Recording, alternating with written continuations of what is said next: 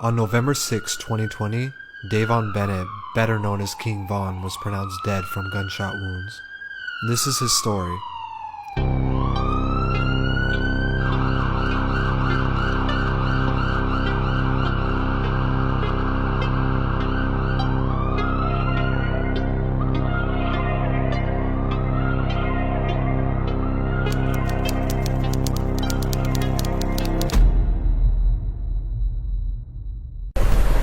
Picture a no man's land with broken windows, dark abandoned buildings, no law and order.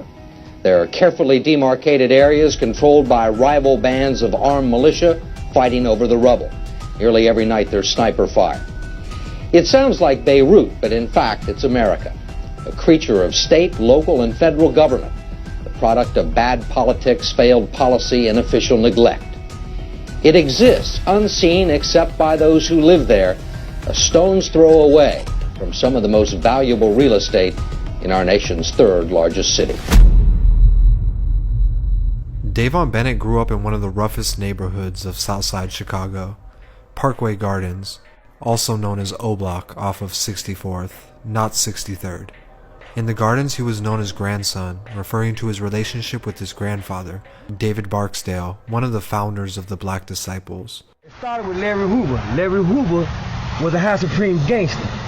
David Barksdale was a devil disciple. Growing up, his life wasn't bad for what it was.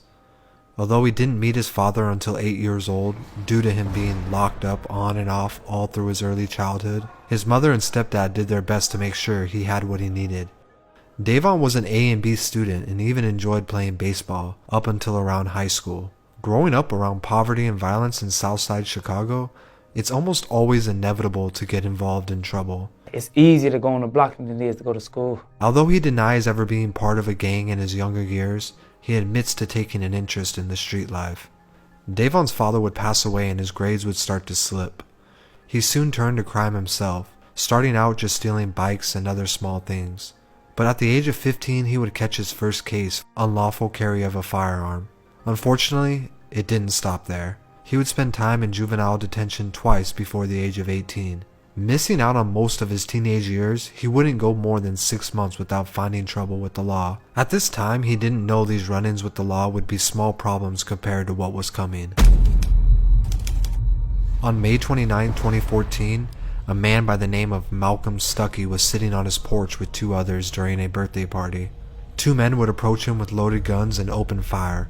Although they tried to flee down the street, Malcolm was shot in the head and died on the scene, whereas the 2 others involved were wounded but later survived. Initially, only one person was arrested for the crime, Michael Wade. But after more evidence rose, Davon would find himself potentially facing 100 years in prison for murder and 2 attempted murder charges. He would spend the next 3.5 years in jail. He would have time to reflect on a lot of things. Meanwhile, he's locked up. People he's known since a kid would start to blow up off rapping. Lil Durk and G Herbo's careers were on the rise. Although he didn't know whether he'd ever be free again, he did take inspiration from what they were doing on the outside. He began freestyling and beatboxing in jail to pass time because there was nothing else to do. Taking after his grandfather's nickname, King David, he would get the nickname King Von from his cellmates who knew David, and they said the way he handled himself in the street reminded them of him. In 2017, after spending 3.5 long years in jail, his trial would only last 5 days. Michael Wade, who worked with the police trying to reduce his sentence, was given 20 years, while Davon, who didn't cooperate, would be acquitted of all charges, and 4 hours later, released back into civilian life. Wasting no time after being released, he began writing his first raps.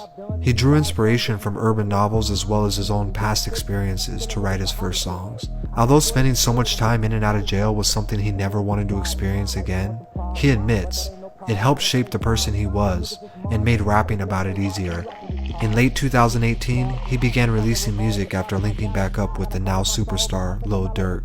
Lil Durk would co-sign his music from the beginning, where he even uploaded his earliest songs on his own YouTube channel to help bring attention to Von's music. After the release of a few songs, he had already begun to build a fan base. Drill music peaked between 2010 and 2015 or so, and with the popularity of it decreasing over recent years, King Von's captivating way of telling just about any story over a drill beat with what looked like no effort at all would bring a refreshing and much needed new style to the drill scene. His early single Problems had brought him some traction, but just a few months later, on the last day of 2018, he would drop his single Crazy Story, which told the story of a robbery turned shootout, and his life would change forever. This song would blow up almost instantaneously. Childhood friend and co-signer Lil Durk wasted no time hopping on the part 2 of the song after signing him to his Only the Family label. To further his career and by personal choice, he would move out of Chicago and relocate to Atlanta. In 2018, he dropped his first official mixtape titled Grandson, which featured more collabs with Lil Durk and Booka 600. But with fame and fortune almost always comes beef. It seems trouble was something that always found its way back into Von's life, in one form or another. Hey, gang. Yeah. I'll stop playing with the odds though, bro, for real. You know that shit be hurting for real. Yeah, fuck them. It seemed like every few months or so, Von found himself in a debacle online with another rapper. I mean, how many times a week do we see a rapper dissing another rapper? In today's world, we see this shit all the time, especially online. And in most cases, nothing ever happens. In 2020, Von would release 2 more projects, LeVon James, and later Welcome to O-Block. The tape would peak at number 63 on the Hot 100, which is in fact very ironic. By then he had gained so much popularity, his tapes would feature big artists from all over. He was just beginning to be solidified in the rap game. And then... And GBI investigators still here on scene. This shooting made national headlines as officials confirmed one of the 3 people shot and killed was rapper King Von from Chicago, who was here last night with friends. What started as a fight outside of an Atlanta hookah lounge would turn into King Von's fatal last moments. It has since surfaced that the entourage of people behind the shooting of Von are associated with the rapper Quando Rondo. While it's nearly impossible to figure out if King Von and Quando Rondo had beef of their own, they clearly ran with 2 different circles. Von was signed to Durk, and Quando was signed to NBA Youngboy. Because they were so close to these more experienced rappers, it's possible that the beef between Von and Rondo was actually tied to the relationships with Lil Durk and Youngboy.